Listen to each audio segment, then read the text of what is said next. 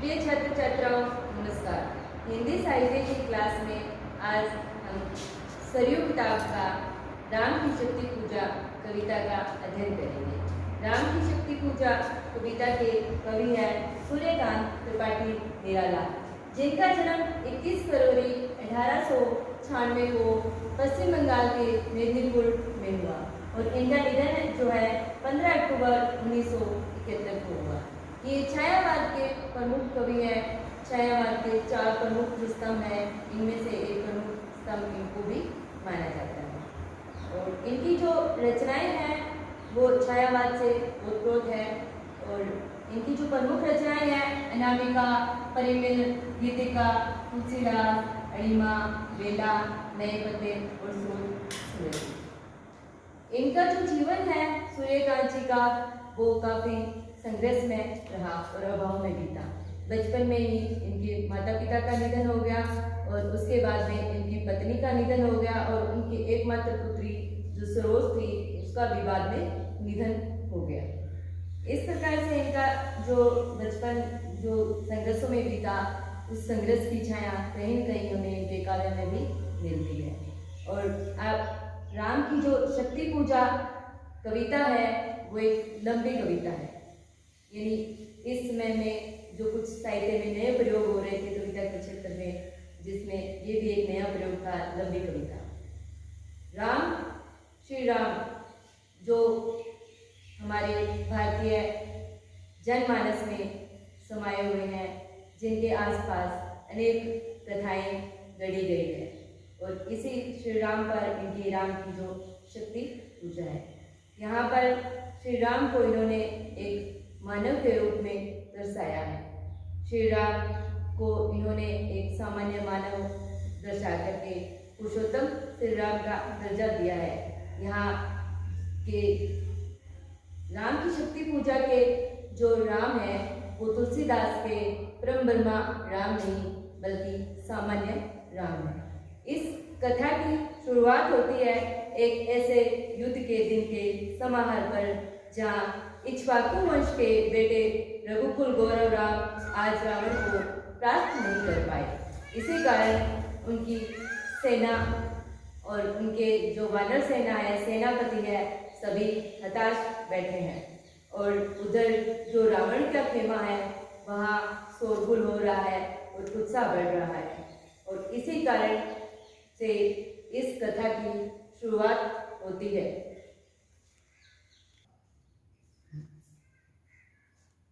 है अमानिशा उगलता गगन घन अंधकार, खो रहा दिशा का ज्ञान, स्तब्ध है पवन चार।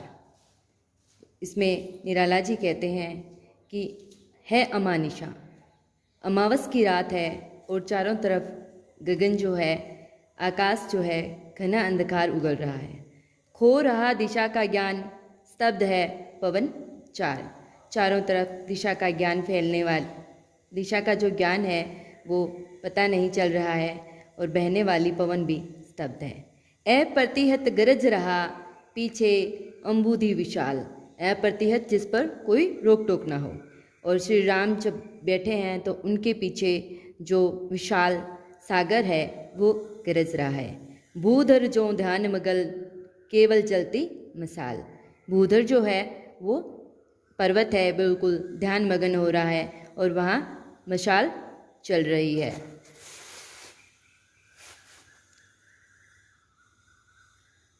स्थिर राघवेंद्र को हिला रहा फिर संशय, रह उठता जग जीवन में रावण जय भय।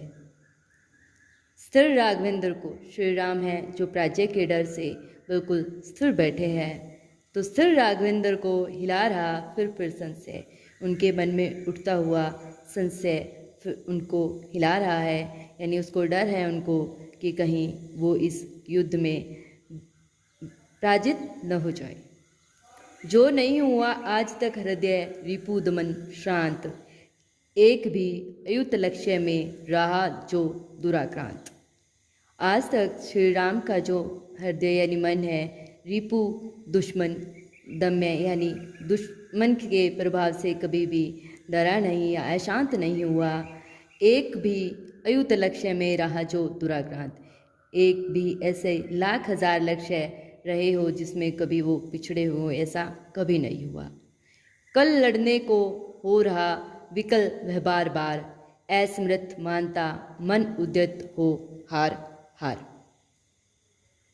कि कल जो युद्ध होने वाला है उस युद्ध को लेकर श्री राम का जो मन है बार बार विकल हो रहा है। असमर्थ मानता मन उद्यत हो हार हार। अपनी असमर्थता मानते हुए मन बार बार उस हार से विकल हो रहा है।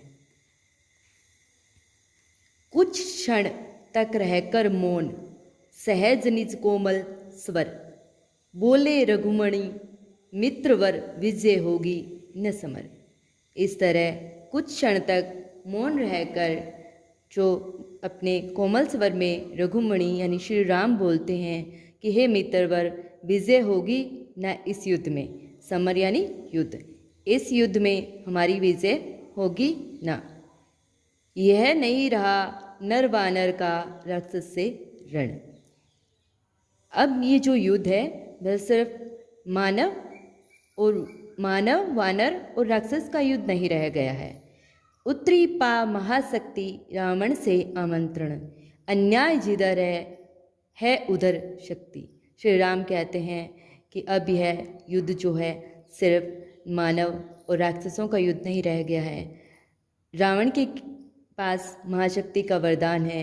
रावण से आमंत्रण पाकर महाशक्ति रावण के पक्ष में आ गई है। यह कैसा अन्याय है, अन्याय जिधर है उधर शक्ति है। देखिए एक ऐसी विडंबना है कि जिधर अन्याय है यानी रावण जो है राक्षसी प्रवृत्ति का है और महाशक्ति उनका साथ दे रही है। कहते छल छल हो गए नयन, कुछ बूंद पुण्य ढलके दृग्जल। ऐसा कह करके श्री राम के नयन से कुछ बूंदें आंसू की ढलक पड़ती है। रुक गया कंठ, चमका लक्ष्मण तेज प्रचंड। और यह कहते कहते आंखों से आंसू भर करके राम का जो कंठ है वो रुक गया है, यानी उनसे बोलने के लिए जो कंठ है वो अवरुद्ध हो गया है। चमका लक्ष्मण तेज प्रचंड, यह देख करके लक्ष्मण जो है तेज प्रचंडता के साथ उठे। धस गया धरा में कपि गह युगपद। और श्री हनुमान है उनके जो दोनों पैर पकड़कर नीचे बैठ गए हैं। मसक दंड स्थिर जाम्बवान, श्री जाम्बवान ने अपने जो हाथ है स्थिर करके बैठे हैं। समझते हुए जो सकल भाव व्याकुल सुग्रीव। और इस तरह से समस्त भाव समझते हुए जो सुग्रीव है वो बहुत व्याकुल हो रहे हैं। हुआ उर में जो विषम घाव, निश्चित सा करते हुए विभीषण कार्यक्रम। और उनके हृदय में कुछ विषम घाव हुआ है, बिल्कुल चुपचाप बैठते हैं ऐसा सोचकर निश्चित सा करते हुए विभीषण कार्यक्रम। और विभीषण के मन में एक अजीब सी पीड़ा उठती है और वो सारा कार्यक्रम निश्चित करते हुए बैठते हैं, चुप रहते हैं। मौन में रहा यूं सपंदित वातावरण विषम। इस तरह वो हम पूर्ण रूप से मौन था और वातावरण भी स्पंदित यानी मौन रूप से उच्चारण कर रहा हो, जैसे निज सहज रूप में संयत हो जानकी प्राण। फिर जो श्री राम है जानकी प्राण यानी जानकी जी के सीता जी के प्राण श्री राम। निज सहज रूप में संयत हो जानकी प्राण, इस तरह से बिल्कुल संयत स्वभाव से होकर के जानकी प्राण बोले आया न समझ में यह देवी विधान। यह कि मुझे यह देवी माँ का विधान समझ में नहीं आया। रावण अधर्मरत भी अपना मैं हुआ अपर। रावण जो है अधर्मरत है, यानी वह जो धर्म के खिलाफ है और ऐसा अधार्मिक व्यक्ति या ऐसा राक्षस व्यक्ति भी उनका अपना हुआ और मैं हुआ अपर और मैं उनका दूसरा हुआ। यह रहा शक्ति का खेल समर शंकर शंकर कि हे शिव देखिए ये शक्ति का कैसा युद्ध का खेल है कि माँ शक्ति जो है उस राक्षसी प्रवृत्ति का साथ दे रही है, असत्य का साथ दे रही है और मैं सत्य के मार्ग पर चलता हुआ भी अकेला हूँ। करता मैं योजित बार बार सर निकर निशत। हो सकती जिनसे यह संस्कृति संपूर्ण विजित। जो तेज पुंज सृष्टि की रक्षा का विचार है, जिनमें निहित पतन घातक संस्कृति अपार।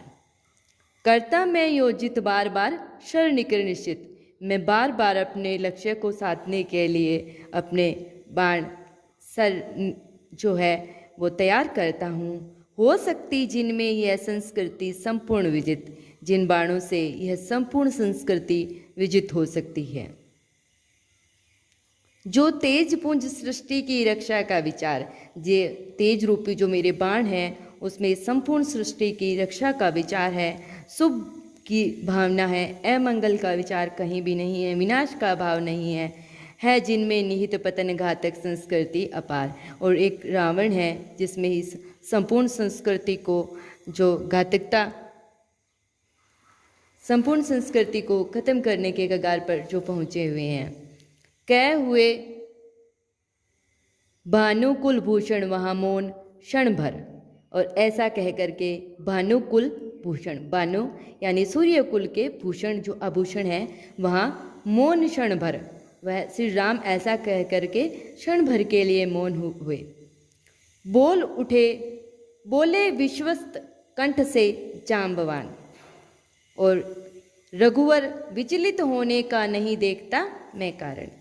श्री राम के विचलित होने पर जो है जाम्बवान जो वहाँ पर थे वह बोले कि हे रघुवीर, विचलित होने का मैं नहीं देखता मैं कारण। आप जिस तरह से विचलित होते हुए हो रहे हैं, मुझे ऐसा कोई कारण नज़र नहीं आ रहा है जिसके कारण आप इतना विचलित हों। इस तरह से जो जाम्बवान जी है उनको आगे की रणनीति सुझाते हैं। तो आगे की रणनीति क्या है कि हे पुरुष सिंह,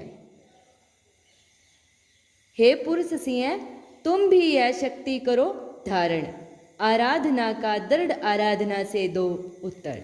जामवंत जी उनको राम को सलाह देते हैं कि हे पुरुष शक्ति, हे पुरुष सिंह, पुरुषों में जो सिंह के समान है, तुम भी यह शक्ति करो धारण, यह शक्ति तुम भी धारण करो। कौन सी शक्ति? कि आराधना का दृढ़ आराधना से दो उत्तर। रावण ने आराधना करके मां शक्ति से विजय का वरदान प्राप्त किया है, तो हे श्री राम, आप भी आराधना का उत्तर आराधना से ही दीजिए। तुम वरो विजय संयत प्राणों से प्राणों पर, तुम भी जो है अपनी आराधना से, अपने प्राणों के भाव से उसका विजय का वरदान मां शक्ति से प्राप्त करो। रावण अशुद्ध होकर भी यदि कर सकता त्रस्त, तो निश्चित तुम हो सिद्ध करोगे उसे ध्वस्त।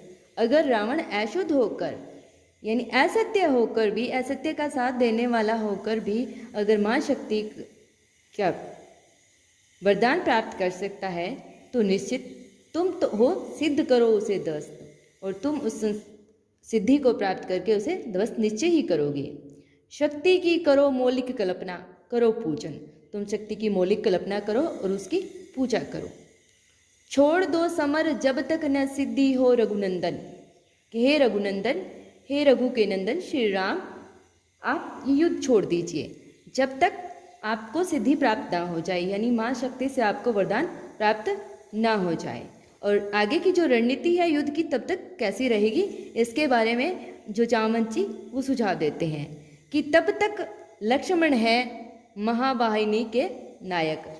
जब तक आप सिद्धि प्राप्त नहीं कर लेते तब तक इस महावाहिनी सेना के जो नायक हैं सेनापति लक्ष्मण रहेंगे। मध्य मार्ग में अंगद, और बीच मार्ग में जो अंगद अपनी सेना के साथ रहेगा। दक्षिण श्वेत सहायक, और दक्षिण दिशा में सुग्रीव पुत्र श्वेत है वो सहायक के रूप में रहेंगे। मैं भल्य सैन्य है वाम पार्श्व में हनुमान, मैं और भल्य सेना आदि जो बाएं भाग में, हनुमान जी के बाएं भाग में हमारी सेना रहेगी। नल नील और छोटे कपिगण उनके प्रधान, उनके साथ साथ नल नील और जो छोटे कपिगण हैं उनके प्रधान युद्ध के रूप में रहेंगे, युद्धपतियों के रूप में रहेंगे। सुग्रीव विभीषण अन्य युद्धपति यथासमय आएंगे रक्षा हेतु, जहाँ भी होगा भय। सुग्रीव विभीषण और अन्य युद्धपति जहाँ जो समय जहाँ जब जिसकी जरूरत होगी वहाँ अन्य सेना को सहायता देने के लिए वहाँ पहुँच जाएंगे। तो जामवंत जी ऐसे युद्ध की व्यूह रचना तैयार करते हैं और श्री राम को जो है साधना करने के लिए प्रेरित करते हैं, उनको सुझाव करते हैं। और श्री राम जो है उसी समय साधना के लिए तैयार हो जाते हैं और माँ शक्ति की पूजा श्री राम करते हैं। और आज भी जो नवरात्र मनाया जाता है, नवरात्रि मनाई जाती है, वो उसी के उपलक्ष्य में शायद मनाया जाए। और 9 दिन श्री राम जो है माँ की पूजा करते हैं, माँ शक्ति की, इस युद्ध में विजय प्राप्त करने के लिए। तो आगे क्या अपने पढ़ते हैं कि क्या होता है। यह अंतिम जप ध्यान में देखते चरण युगल, राम ने बढ़ाया कर लेने को नीलकमल।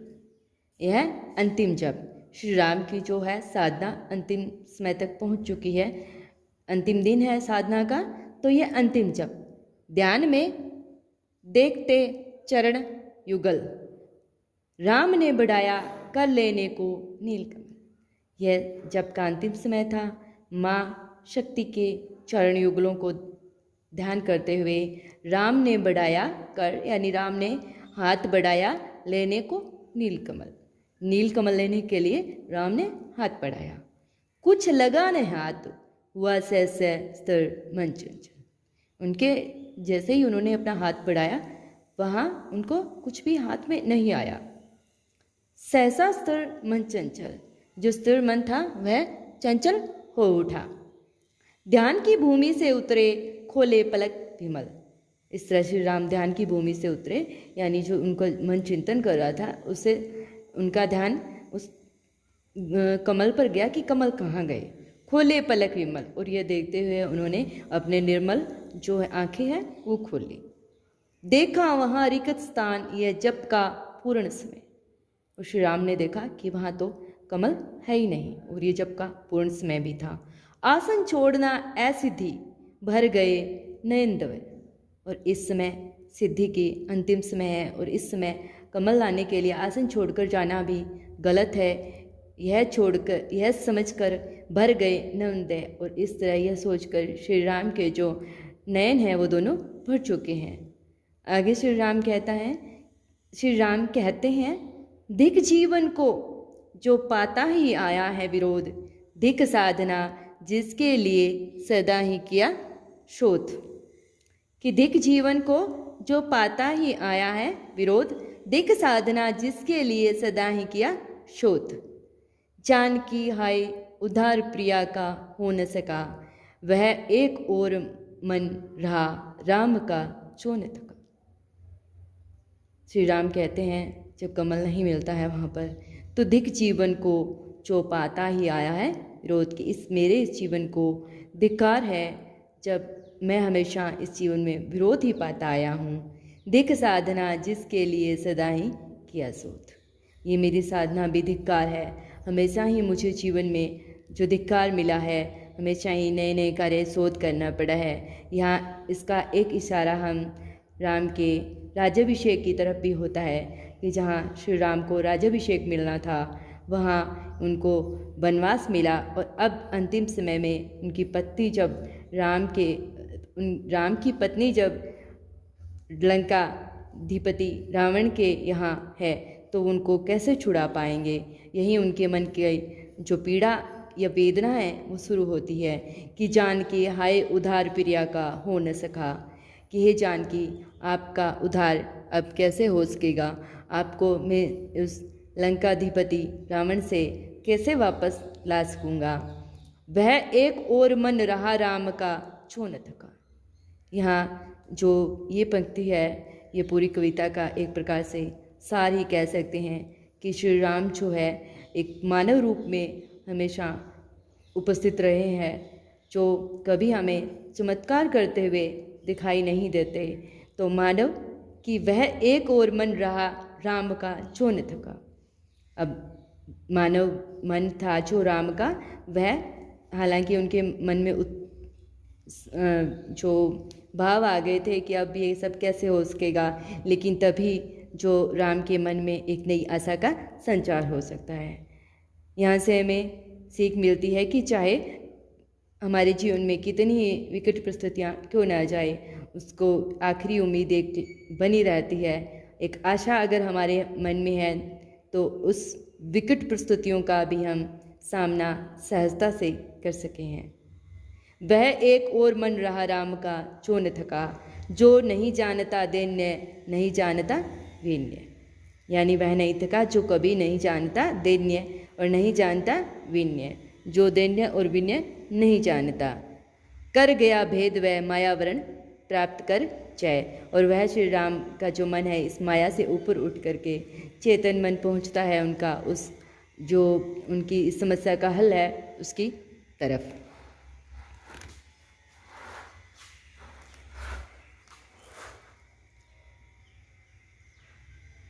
बुद्धि के दुर्ग पहुंचा विद्युत गति हत चेतन, राम में जगी स्मृति हुई सजग पा भव भाव परमन। बुद्धि के दुर्ग पहुंचा विद्युत गति हत चेतन, राम में जगी स्मृति हुए सजग पा भाव परमन। इस तरह जो उनका मन है बुद्धि के दुर्ग पहुंचा, उनका हत चेतन जो मन था विद्युत गति से बहुत तेज गति से बुद्धि के द्वार पर पहुंचा और राम में जगी स्मृति हुई सजग भा परमन।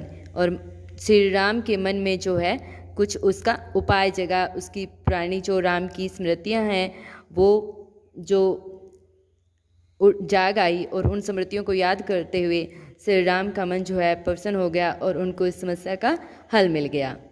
यह है उपाय कह उठे राम जो मदृत घन, कहती थी माता मुझको सदा राजीव नयन। यह है उपाय। श्री राम का मन बोल उठा कि यह उपाय है। यह कहते हुए श्री राम ऐसे लग रहे थे जैसे जो है गरजते हुए बादल। कहती थी माता मुझको सदा राजीव नयन, मेरी जो माता है मुझको हमेशा राजीव नयन के नाम से पुकारती थी।